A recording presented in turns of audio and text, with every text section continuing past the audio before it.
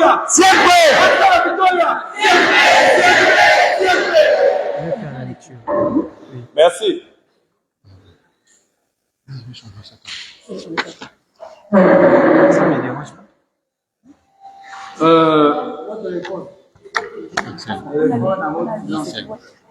Est-ce qu'on a un pasteur ou un évangéliste parmi nous? C'est pas un souci. Ça me dérange. Hein? On a un évangéliste, un pasteur, parce qu'aux hommes de Dieu d'abord, c'est la parole à Dieu. Bon, c'est pas un souci. Ok. Juste une minute. Merci Père éternel pour tout ce que tu fais. Tu es au centre de toutes choses. Seigneur, aujourd'hui, voilà tes enfants, nous sommes réunis afin de prier encore vers toi, d'implorer, afin que tu puisses briser l'esprit du chômage dans ce pays qui nous terrasse. Éternel Dieu Tout-Puissant, sors-nous de cette prison mystique, de cette prison qui n'a pas de sens, afin que chaque Gabonais puisse retrouver sa dignité. Dans le nom de Jésus que nous avons ainsi prié, nous disons Amen. Amen. Elle va faire la lecture. Ok. J'ouvre. Mesdames et messieurs, c'est bon? Ok.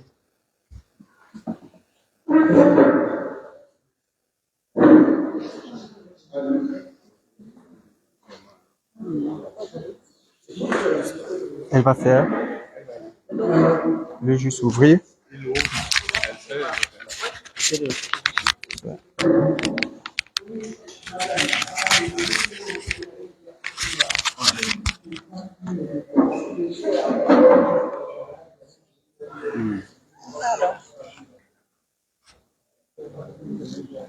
Ça, c'est serré, hein? Prends ton temps. C'est vous qui me donnez le top, hein?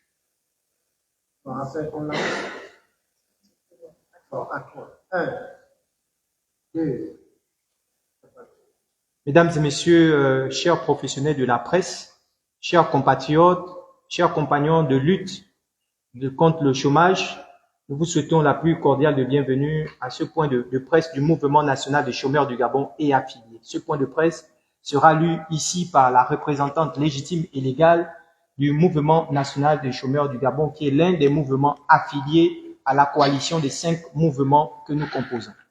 Je laisse la parole à Madame Nomengon Ella Olivia. Discours de la coalition des mouvements de lutte contre le chômage MNCG et affiliés. Le grand rassemblement des chômeurs ce 27 juillet 2024 à l'UOB.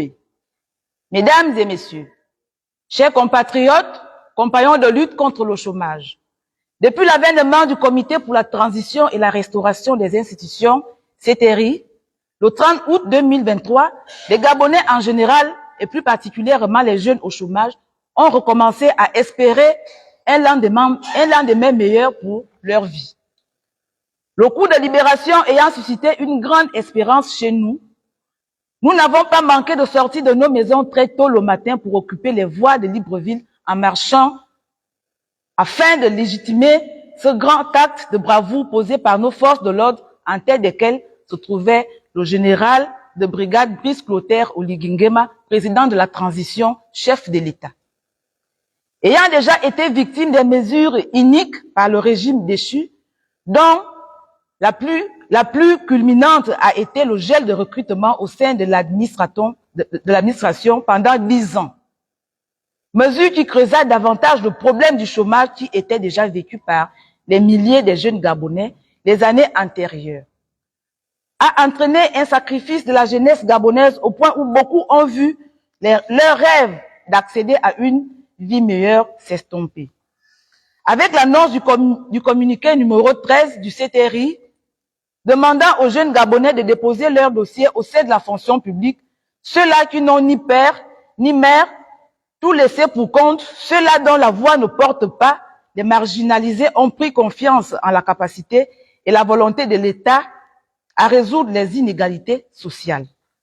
Le Mouvement national des chômeurs du Gabon et affiliés tient pour cela à féliciter les autorités de la transition pour les différents postes budgétaires mis à la disposition des sectoriels dont le nombre avoisine les 8000.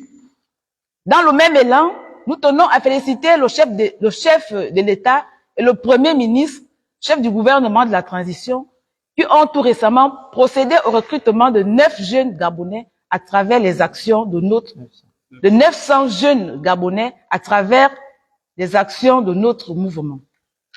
Toutefois, si ces actions sont à féliciter, il demeure que la question du chômage au Gabon reste entière et des mesures urgentes et efficaces méritent d'être trouvées afin de les solutionner durablement.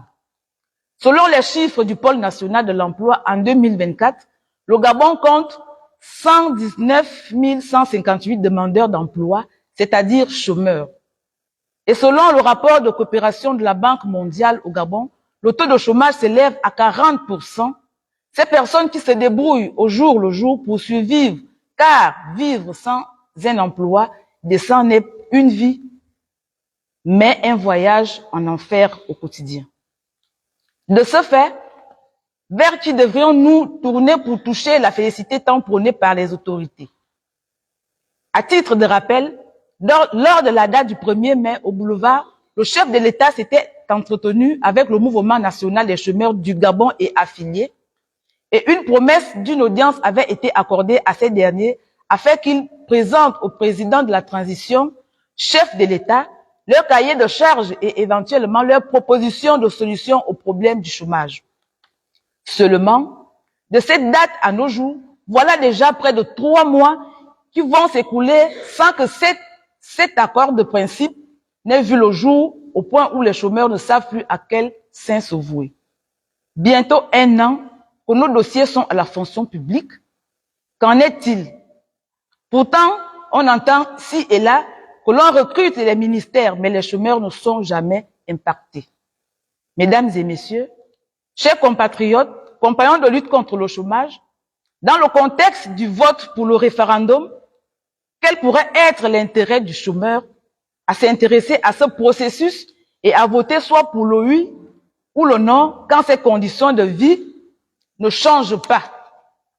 Nous voulons accompagner les autorités de la transition pour la réussite de leur vision pour le Gabon. Seulement, nous pensons que cela devrait également concourir à l'amélioration qualitative de nos vies à travers l'accès à l'emploi. Nous sommes ici aujourd'hui réunis pour faire entendre nos voix et exprimer notre détermination à changer la réalité du chômage au Gabon. Le chômage, ce fléau qui touche une partie importante de notre population, en particulier les jeunes, est bien plus qu'une simple statistique. Il représente des rêves brisés, des familles en détresse, une société qui peine à exploiter pleinement son potentiel. Le Gabon, avec ses richesses naturelles et son potentiel humain immense, ne devrait pas être confronté à une telle crise de l'emploi. Nous avons les ressources, nous avons les talents, mais nous avons besoin de la volonté politique et les actions concrètes pour transformer cette situation. Aujourd'hui, nous revendiquons un changement radical pour garantir que chaque Gabonais ait une chance de contribuer à notre nation, de travailler avec dignité et de réaliser ses aspirations. Nous revendiquons une stratégie nationale de création d'emplois durables. Le Gabon possède des ressources naturelles et des secteurs de croissance prometteurs, tels que le tourisme, l'agriculture durable et les énergies renouvelables. Nous appelons à une politique proactive pour stimuler ces secteurs, créer des emplois de qualité et garantir que les bénéfices de notre développement économique profitent à tous les Gabonais. Des programmes de formation professionnelle adaptés pour répondre aux besoins du marché du travail et préparer les jeunes aux défis de demain.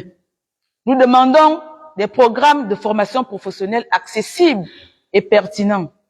Il est crucial que ces programmes soient conçus en partenariat avec le secteur privé pour garantir qu'ils correspondent aux réalités du marché de l'emploi. Une réforme du système éducatif pour préparer les jeunes. L'éducation est la clé de la réussite professionnelle. Nous revendiquons une réforme de notre système éducatif afin qu'il soit mieux aligné avec les exigences du marché du travail et qu'il développe les compétences pratiques en plus des connaissances théoriques. Un soutien renforcé aux petites et moyennes entreprises. Les PME sont le moteur de l'économie locale et créent une part importante des emplois. Nous appelons à des mesures de soutien et d'accompagnement pour les PME, notamment à travers les facilités d'accès au financement et des programmes d'incubation pour encourager l'entrepreneuriat. Une politique de lutte contre les inégalités à l'accès d'emploi. Nous devons veiller à ce que les opportunités d'emploi soient accessibles à tous, sans distinction de genre, d'origine ou de statut socio-économique. Des mesures spécifiques doivent être mises à place pour soutenir les groupes les plus vulnérables, notamment les jeunes diplômés, les femmes et les personnes issues des régions les plus reculées. Un dialogue inclusif pour des politiques de l'emploi efficaces. Nous appelons à une concertation ouverte entre le gouvernement, les organisations de la société civile, les syndicats et le secteur privé pour élaborer des politiques de l'emploi qui répondent réellement aux besoins des Gabonais. La voix des citoyens doit être entendue dans le processus de décision. Nous sommes déterminés à transformer notre avenir.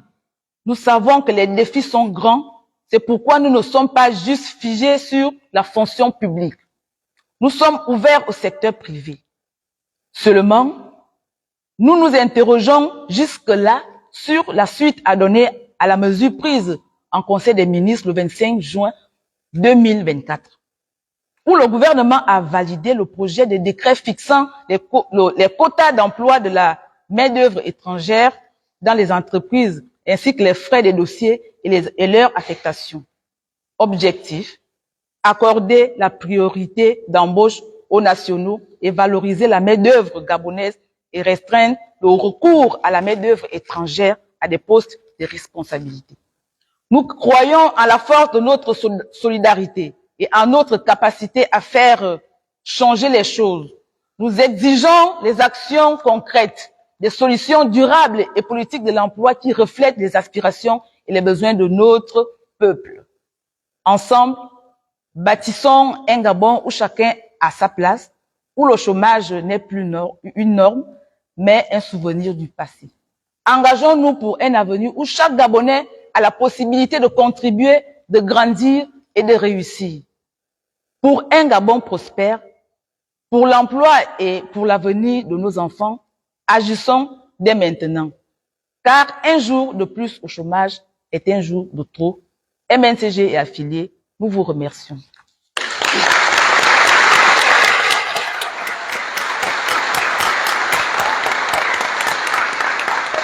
Hasta la victoria!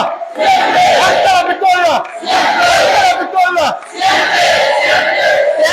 Abat le chômage! Abat le chômage! Abat le chômage! Abat le chômage! Travail pour tous! Travail pour tous! Travail pour tous! Travail pour tous! Bien. Merci, messieurs et dames de la presse. Madame, d'être venus effectivement couvrir ce message. Et je m'adresse maintenant à nos frères et sœurs ici réunis. Comme vous l'avez suivi, En fait, tu viens aussi. Tu viens pour prendre le presse. comme vous l'avez suivi, il faut comprendre que il faut... Allez, juste une minute. Juste une minute. Comme vous l'avez compris, ce discours il est disponible pour tous ceux qui voudront.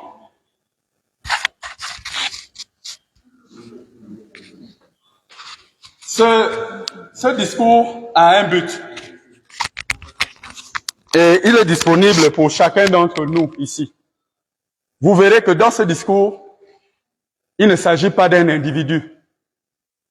Dans ce discours, il ne s'agit pas d'une appartenance ethnique ou provinciale. Le chômage est réel. La bataille que nous avons contre le chômage est une bataille réelle.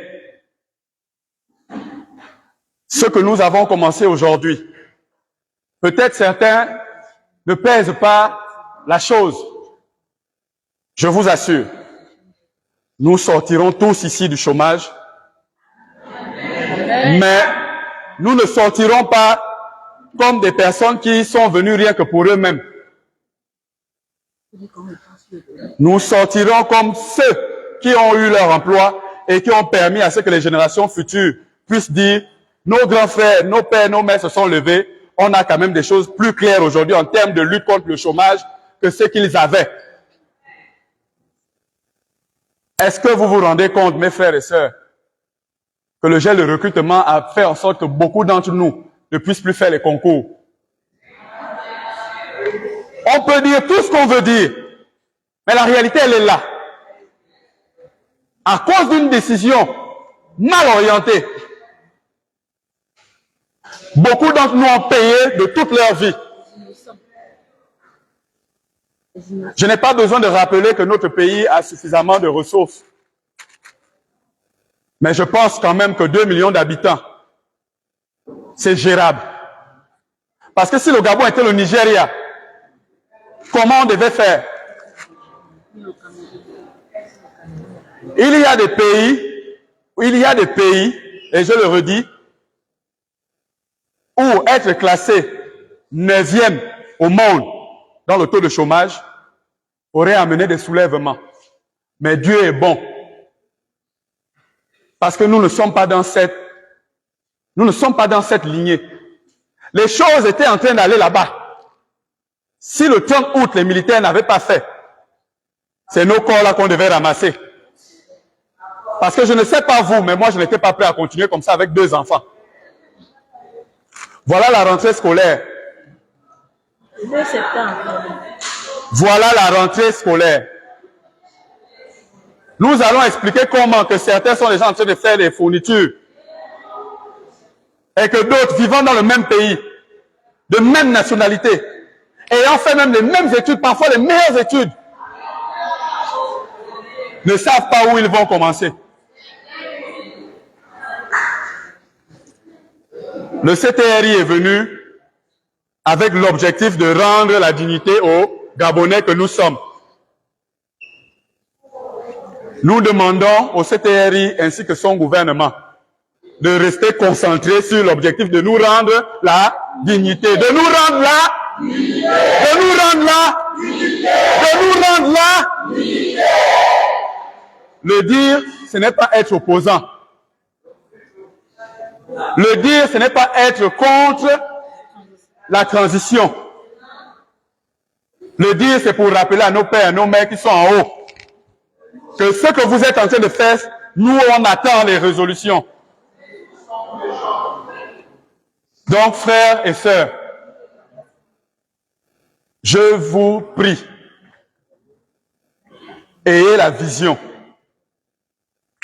Quand vous êtes ici assis, nous ne condamnons pas ceux qui ne sont pas venus. Le message restera le même. Le chômage ne doit pas être un instrument. Amen. Parce que pendant des années, c'est ce qui a été fait. On nous trimballait de gauche à droite parce qu'on nous promettait l'emploi.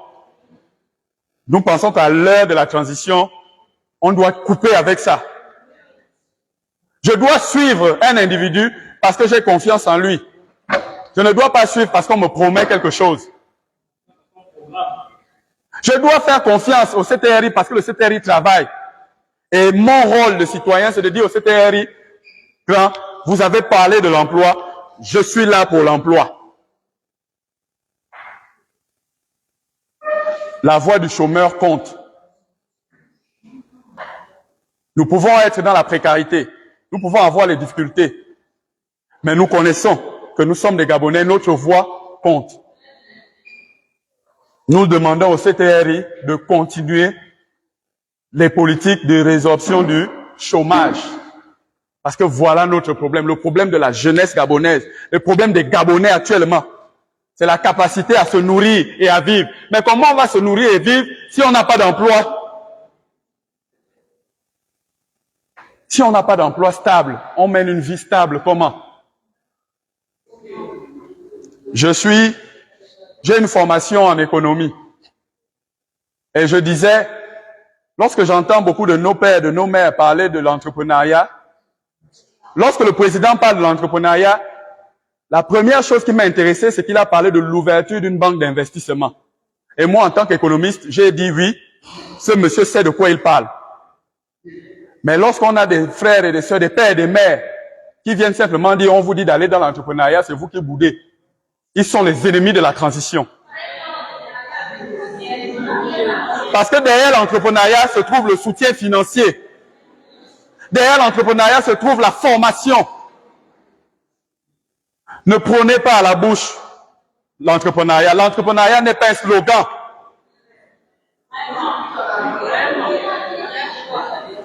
Nos pères et nos mères qui ont souvent aimé les slogans, laissez avec les slogans, donnez au peuple du concret. L'entrepreneuriat ne peut être un slogan.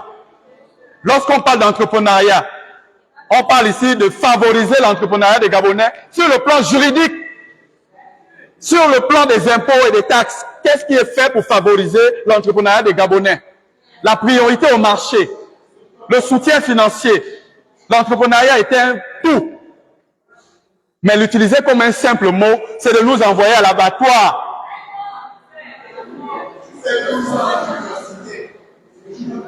Je le sais. On nous a éduqués sur un modèle. Le modèle, l'administration avait effectivement besoin d'administratifs. Voilà pourquoi l'université Omar Bongo avait été créée. Si le modèle de création administrative a atteint sa fin, il faut changer. Prenons des vraies décisions. Si on n'a plus besoin de psychologues, que l'on ferme la psychologie.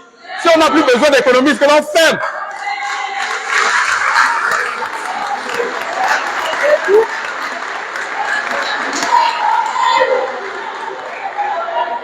Parce qu'en réalité,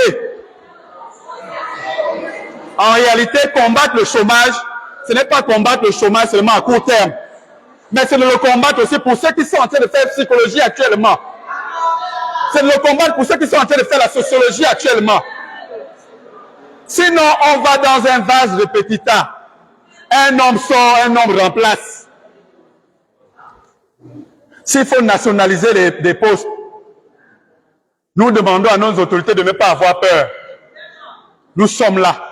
Si vous nationalisez le poste de travail de taximan, même si au bout d'un moment on n'aura pas assez de taxis parce que les étrangers, nos frères venus d'ailleurs sont plus nombreux, à force de ramer, les Gabonais même vont chercher à prendre le taxi. Ça a été fait ailleurs, au Congo, ça a été fait. En Guinée équatoriale, ça a été fait. Que le président reste concentré, qu'il travaille avec ceux qui veulent travailler, qu'il enlève les ennemis de nous, qui sommes des Gabonais, qui voulons avoir des vies stables. Qu'il se débarrasse de ces personnes qui sont contre nous. Que s'il y a des personnes dans l'administration à qui, lorsque le président donne une direction, eux ils font comme ils veulent, que le président sache que nous sommes avec lui, qu'il les enlève. On a déjà vécu ça pendant plus de 14 ans, plus de 60 ans pour d'autres.